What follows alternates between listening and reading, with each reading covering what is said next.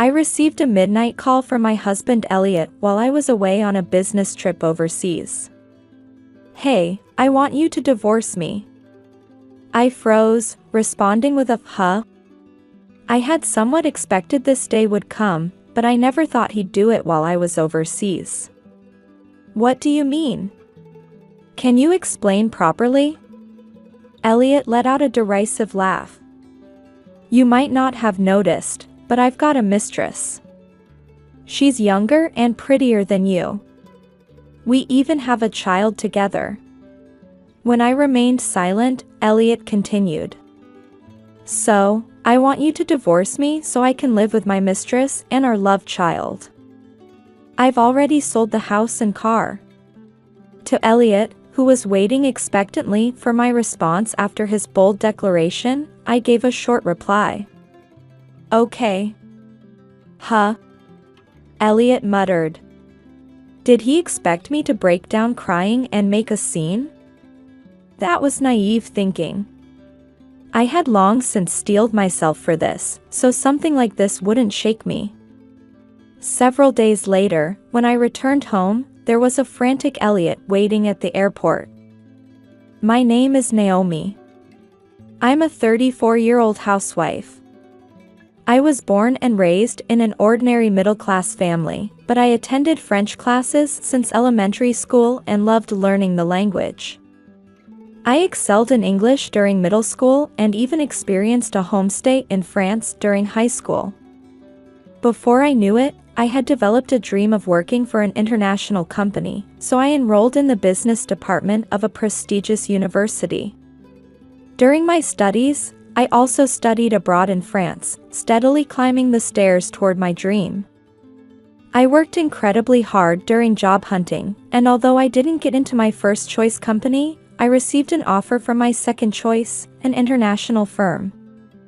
At that time, both I and my family were overjoyed, and my sister said, as expected of Naomi, "You're a sister to be proud of. Take care of yourself and do your best when you start working." I nodded, grateful for my precious family who had supported me. Once I started working, the job was more demanding than I had imagined. While the company itself was considered employee-friendly, the quality standards were high, and in my early 20s when I was still inexperienced, I often had to work overtime. However, I had wonderful supervisors and colleagues who always supported me, and above all, I found fulfillment in the job I had always wanted. After several years of dedicating myself to work, my efforts were recognized, and I gradually began to be entrusted with more important tasks. Friends often told me things like, "You're on the fast track to being a successful businesswoman, and you're really cool. Such a strong woman." Though people saw me that way, I actually had a weakness for cute things. I would collect merchandise of my favorite characters and sleep with stuffed animals. Although I had given up on having pets due to my demanding job, I often spent my days off alone at cat cafes to relax. While I maintained a sharp persona at work and didn't show this side to others, I think I had an especially strong desire to be comforted due to my busy work schedule. As I entered my late 20s, people around me started getting married. Many of my friends were having children. When invited to friends' weddings, I would be told, "You should get married soon too," but I could only respond with, "I'm too busy with work." I couldn't develop romantic feelings for men at work or business partners, and I had no opportunities to meet anyone. Am I destined to remain single? However, at that time, I thought that was fine. Living for work wasn't so bad. One day, I was invited to yet another friend's wedding. I attended as usual, applauding the couple. But I felt somewhat anxious. I had already passed 30. If I wanted to get married, I needed to start looking for someone soon. The wedding reception continued at a bar venue, and I was sitting alone at the counter, drinking. While watching the excited participants and the shyly smiling newlyweds from afar, someone suddenly spoke to me. "Are you alone? May I sit next to you?" I was startled because the voice was so lovely. It was what you'd call a nice voice. "Yes, of course." As I answered, I looked at the man who sat down next to me. He was about the same height as me. I'm tall for a woman, and he looked younger than me. His face was ordinary in a good way, somewhat different from what his voice suggested. "Are you here for the wedding?" I answered, "Yes, I'm a friend of the bride." "I'm a high school friend of the groom. Would you like to drink together?" I nodded at his words, and we started talking over drinks. "Wow, you work at that international company." "I know about it." "That's amazing." "To me, just a salaryman at a small company, you're like someone from another world." The man, who introduced himself as Elliot, was easy to talk to. We ended up exchanging contact information before parting, and started meeting privately after that. Elliot was 2 years younger than me. He worked in sales at a small company. He had a gentle and calm personality. Plus, he was a good listener and good at giving compliments. I really enjoyed talking with him. After several dates, Elliot confessed to me, and I happily accepted. Although Elliot's annual income was less than a third of mine, I didn't mind at all at the time. As we continued dating, I started to find Elliot adorable. If I had thought of him as a cool or dependable, I might have become disillusioned at some point. But since he was cute, I could forgive minor things. I found the younger Elliot endearing as he always tried his best, and when he would say things like, "I want to eat your home cooking," I would happily comply. After about a year and a half of dating, Elliot presented me with a ring and said, "I love how you're always so cool, but sometimes cute too. If you'd like, I want you to marry me." Though surprised, I happily accepted the ring. "Thank you, Elliot. Let's take care of each other as husband and wife."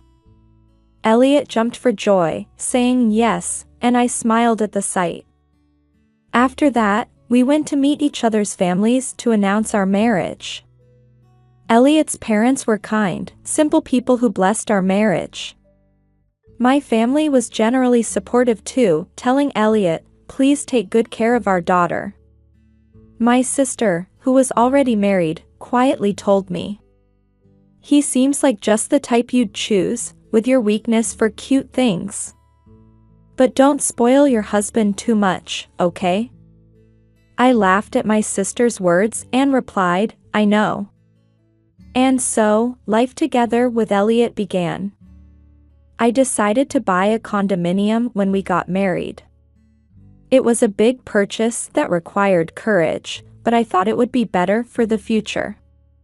I chose a slightly larger property in case we had children. I thought our sweet life together was about to begin. However, I was about to face harsh reality.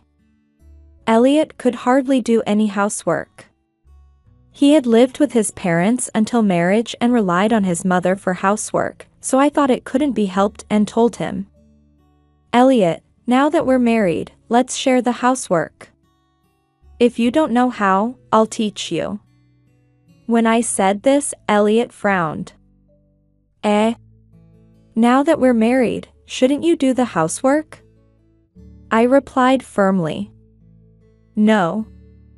I have a demanding job. It would be troublesome if you can't even handle housework.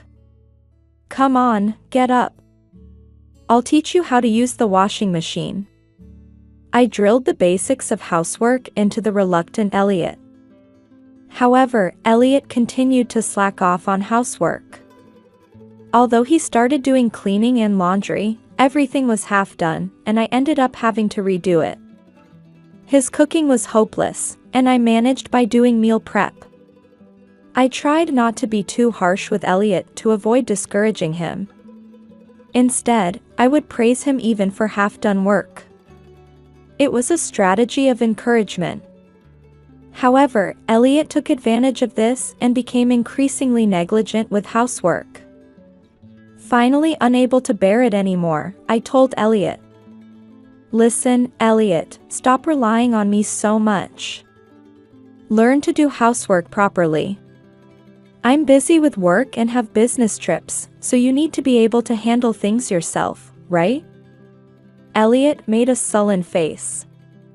"What's with you? You've changed since we got married. Always nagging. You earn good money, so if you're going to complain so much, why don't you just outsource the housework?" I was dumbfounded. Even if I earned more than others my age, money would run out if we spent it carelessly. However, no matter how many times we discussed it, Elliot wouldn't do the housework. One day, about a year after our marriage, I came home to find Elliot looking pale in the living room. "Elliot, what's wrong? You look terrible." When I asked, Elliot began to explain. "Actually, my company is going bankrupt due to the recession. I'll be unemployed next month." I couldn't help but exclaim, "What?" Although overtime had increased over the past 6 months, I had no idea Elliot's company was in such financial trouble. "So, what are you going to do?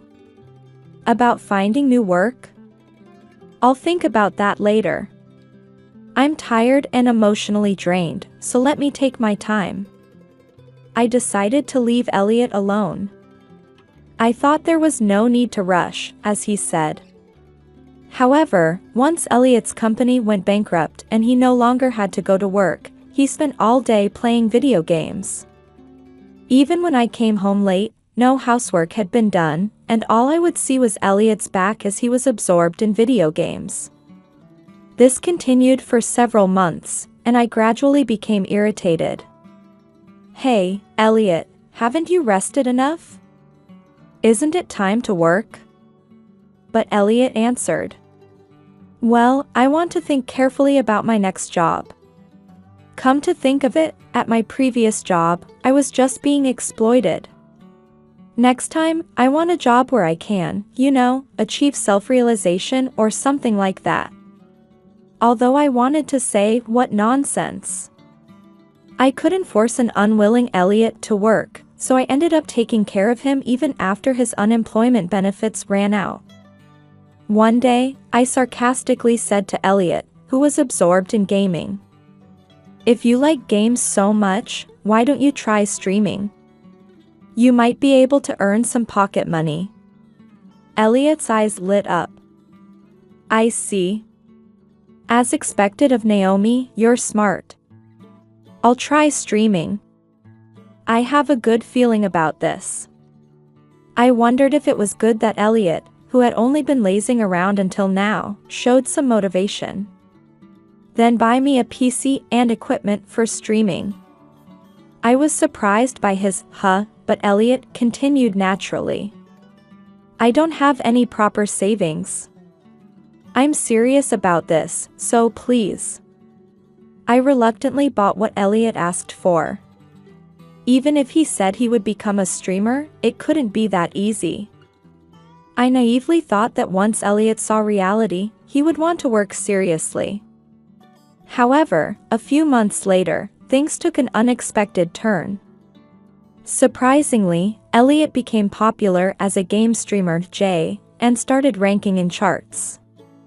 Looking at online reactions, there were positive comments like, "His voice is nice," and "It's funny how bad he is at games," and he seemed to be popular with both men and women. By the way, Elliot partially hid his face and didn't disclose that he was married. See? I'm a man who can succeed when I try. Finally, the world has recognized my worth. Elliot was triumphant. He showed no gratitude to me for buying the equipment and supporting him until he became successful. "Elliot, I'm glad you're successful. But could you contribute some of your streaming earnings to our household expenses? Since Elliot's unemployment benefits had ended some time ago, he hadn't been contributing to household expenses. Naturally, I thought he should contribute now that he was earning, so I confronted him directly. Huh? You can manage the living expenses with just your earnings, so I don't need to contribute my money, right? Let's keep our finances separate. I was stunned by these words, but Elliot really did keep all his streaming earnings for himself. By this time, Elliot had lost all the sincerity he had during our dating period and had become completely dependent on me. By the way, I bought a car around this time. The luxury car I bought on loan was only driven on weekends, but I treasured it like a prized possession. Hey, let me drive your car too. When Elliot said this one day, I asked, "You only stream from home. You don't need a car for work, right?" But Elliot persisted, saying, "We're married, so it's fine." I ended up giving him the car keys. After that, Elliot started going out freely during weekdays when I wasn't around. His popularity as a streamer was skyrocketing, and by then he had gained many followers as a popular streamer. His private life became flashier, and he started dressing in designer brands. I was sad about how much Elliot had changed. However, thinking we were still husband and wife, I continued this life for several years. As our marriage entered its 4th year, I was entrusted with important positions at work and had more overseas business trips. Sometimes I would be away from home for anywhere from a few days to 3 weeks, but when I returned, all that waited for me was our home turned into a garbage dump. Elliot stayed locked in his room, streaming all day. He still depended on me completely for daily life. There was almost no conversation between us as husband and wife, and I started wondering, why am I still married to Elliot? I began gathering evidence for divorce and making preparations. One day, I was scheduled for a 2-week overseas business trip. "Elliot, I'm going overseas again tomorrow, so see you later." I called out to him, but Elliot didn't respond and kept fiddling with his phone. Then I boarded the plane and spent my days working at my destination. However, on the 10th night, I received a phone call from Elliot. "Hello, Elliot? Consider the time difference, it's midnight here." As I said this with sleepy eyes, Elliot dropped a bombshell. "Hey, Naomi, I want you to divorce me." I froze, saying, "Huh?" I had expected this would come, but I never thought he'd say it while I was on an overseas business trip. "What do you mean? Can you explain properly?" Elliot laughed through his nose. "You might not have noticed, but I've got a mistress. She's younger and prettier than you. We even have a child together." When I remained silent, Elliot continued. "So, I want you to divorce me so I can live with my mistress and our love child. I've already sold the house and car."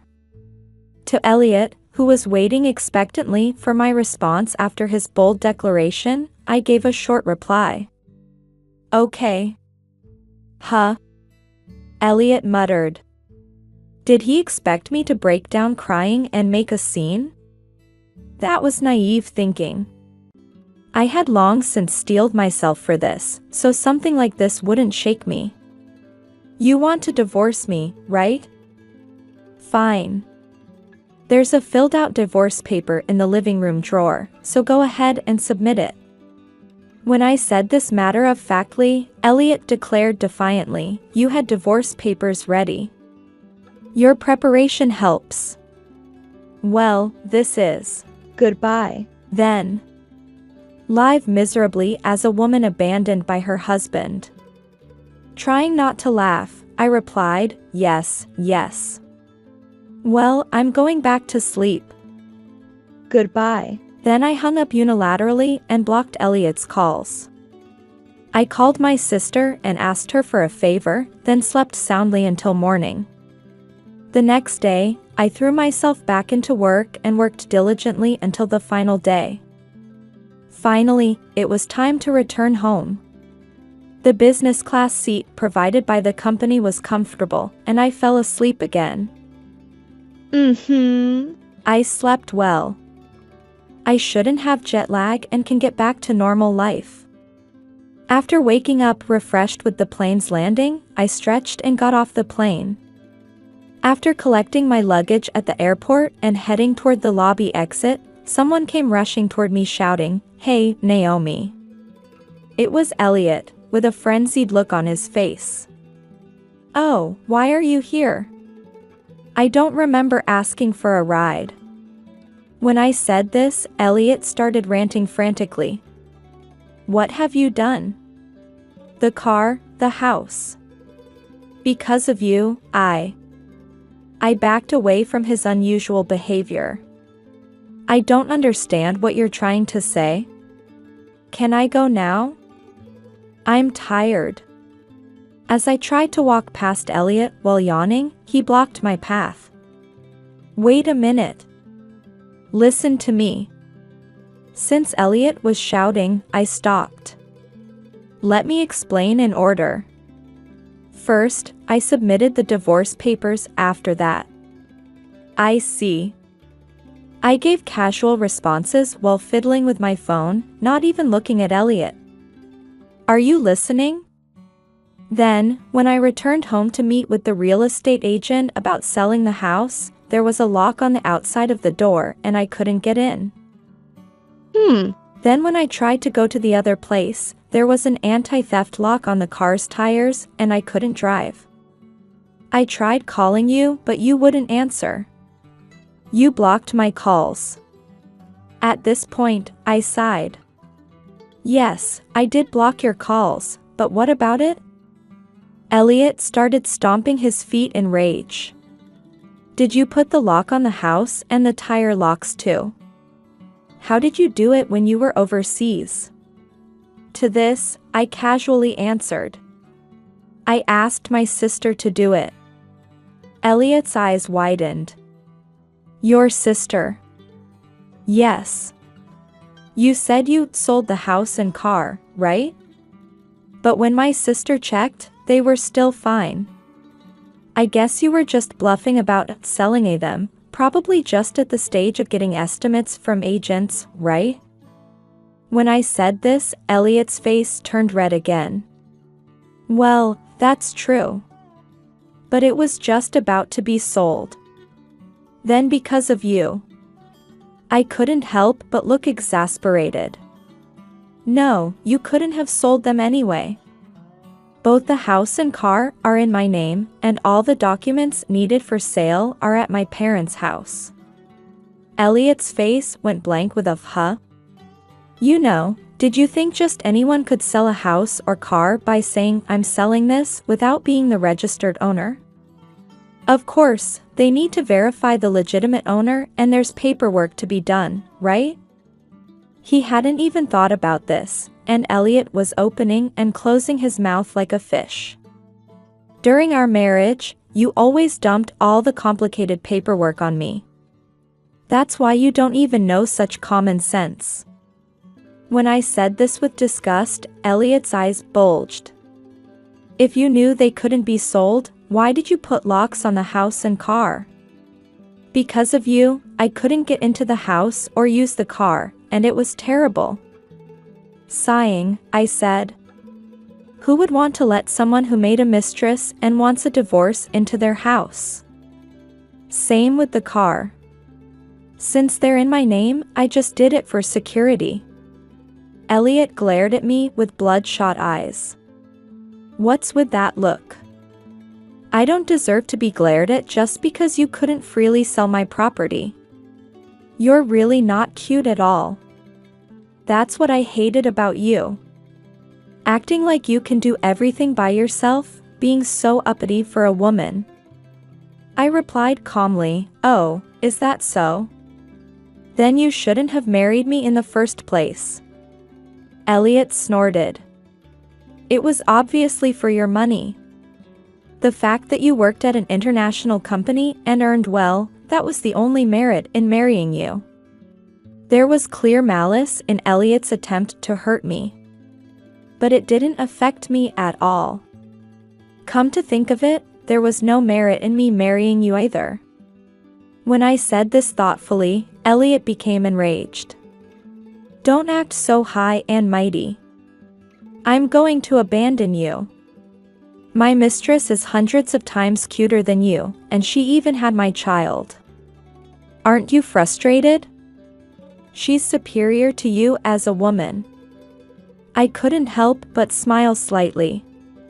Superior to me, huh? When Elliot said, "What?" I took a photo out of my bag. Is this your mistress? The photo showed an attractive woman who appeared to be in her early 20s.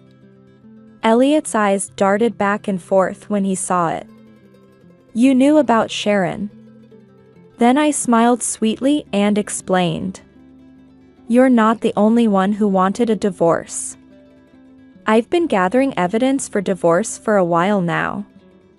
You're so careless. Didn't you know that the dashcam records interior footage too? Elliot suddenly turned pale, but I continued. Once I knew when you were meeting her from the dashcam footage, the rest was easy. I just had to hire a private investigator to gather evidence. The mistress was quickly identified. I was surprised to find out she was already pregnant though.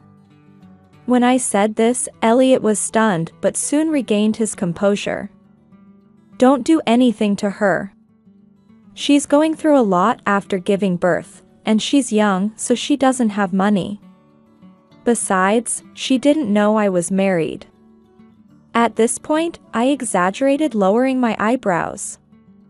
You're defending her so strongly, you must really love Sharon. Of course. She's pure, cute, and my soulmate. I'll protect her and our child no matter what. In front of the heavily breathing Elliot, I played a video. It was dashcam footage from inside the car. It showed Elliot driving my car with a heavily pregnant Sharon in the passenger seat. Thank you for taking me on a drive today. The food was delicious too. When Sharon said this in a sweet voice, Elliot's face turned smug. You're good at saying thank you. Good girl. I want to marry you soon. Then Sharon made a pouty face. Really? Hurry up and divorce that old hag and become my husband, okay? The baby's coming soon. Just wait a little longer. I'll take care of everything while she's on her overseas business trip. Then we can live happily together, me, you, and this child. We can live luxuriously with the money from selling the house and car. After playing that much, I said, Sharon clearly knew you were married, didn't she? Elliot was pale. To him, I dropped another bombshell. By the way, what's this about being pure? Elliot shouted, what are you trying to say? Here's the result of investigating Sharon. Take a good look. As I scattered multiple photos on the floor, Elliot's face grew increasingly pale as he looked down at them. What is this? Who are these men? The photos showed evidence of Sharon's relationships with multiple men. There were pictures of her arm in arm with different men, entering hotels, and even getting prenatal checkups with a man who wasn't Elliot. That's who Sharon really is. She specifically targeted famous streamers to have relationships with.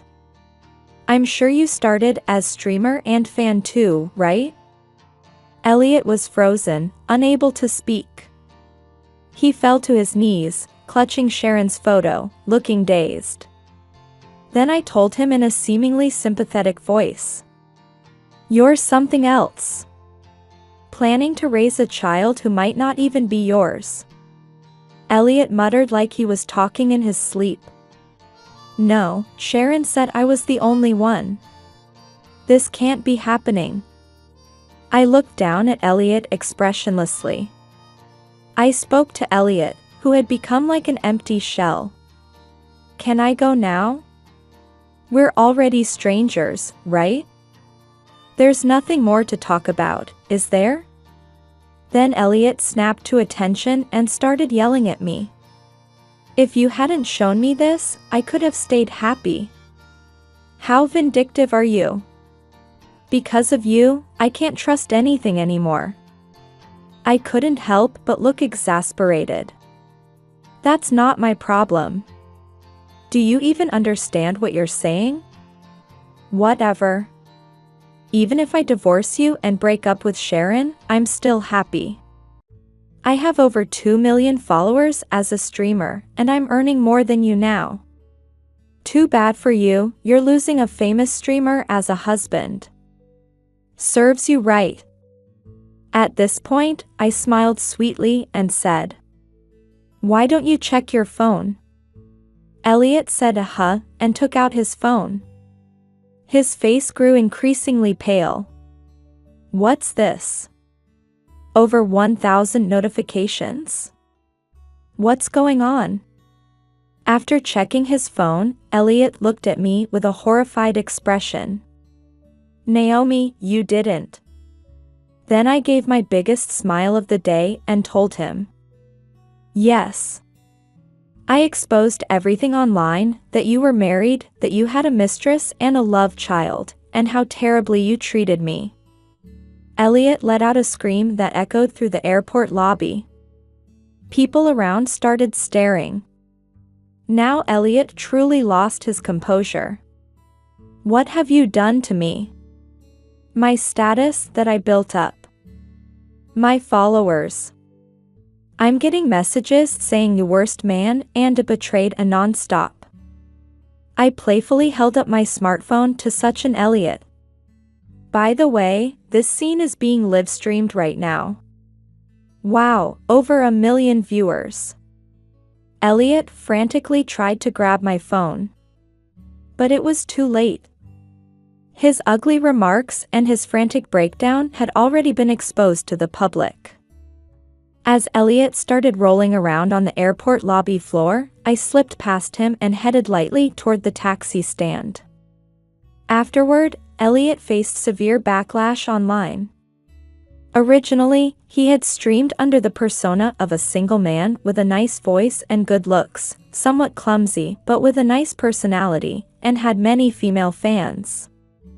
However, just the revelation that he was married shocked his female fans who felt betrayed. On top of that, having a mistress and love child led male fans to criticize him as unfaithful, adding fuel to the fire.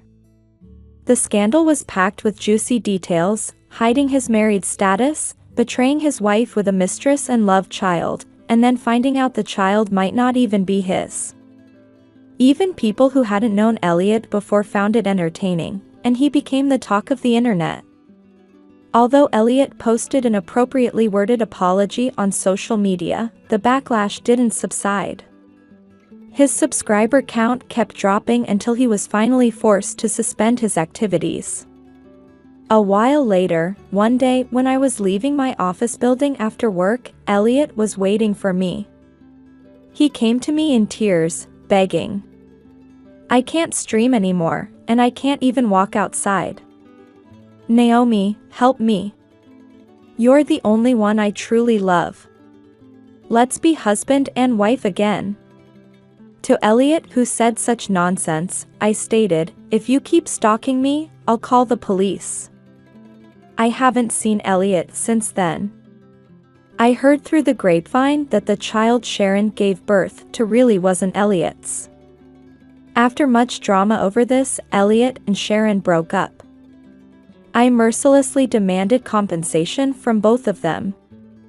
Elliot paid with what little savings he had, and Sharon paid with money borrowed from her parents.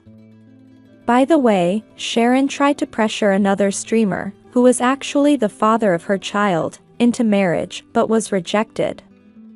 Now she's reportedly back at her strict parents' home, raising the child. I hope that innocent child grows up healthy. As for Elliot, after paying the compensation to me, he was completely broke, and then the companies he had done tie-ups with demanded damages for harming their image. With no one to rely on and no savings, Elliot tried to turn to his family, but his decent parents declared they were cutting ties with him. Thus, having lost his status, honor, money, and even family to rely on, Elliot is now reportedly living like a broken man in a rundown apartment. Even knowing this, I can't feel any sympathy for him. As for me, I'm back to being single and still devoted to my work as ever. I couldn't bring myself to live in the condo I had shared with Elliot, so I put it up for sale. As it happened, property values had risen over the past few years, so I made a good profit from selling the house. I also sold the car that Elliot and Sharon had been driving around in to an acquaintance. With that money, I bought a new car. When things had settled down, my sister who had helped me said, "Good job, Naomi. Think of him like a dog that bit you and forget about him quickly, and be happy. But don't choose a man just because he's cute anymore, okay?" This experience really taught me a lesson. I think I'm done with marriage. Living for work suits me better. Currently, I'm living in a single unit in a newly purchased tower apartment. This property allows pets, and now that work has settled down, I plan to buy a cat that I've always dreamed of having. Going forward, I want to cherish what I have left and live positively.